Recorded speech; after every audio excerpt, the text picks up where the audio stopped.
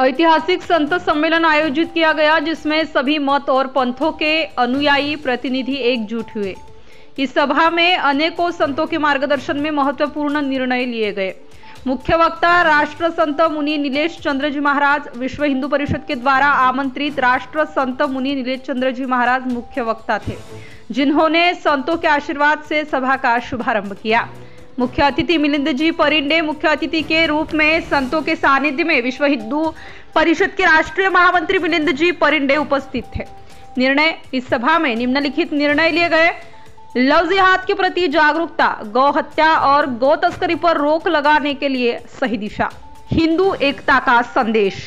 सभी पंथ धर्मगुरु धर्माचार्य के सानिध्य में राष्ट्र संत मुनि नीलेश चंद्र जी महाराज द्वारा किया महाराष्ट्र गौ रक्षा गौ संरक्षण युवा व्यसन मुक्त अभियान का शुभारंभ।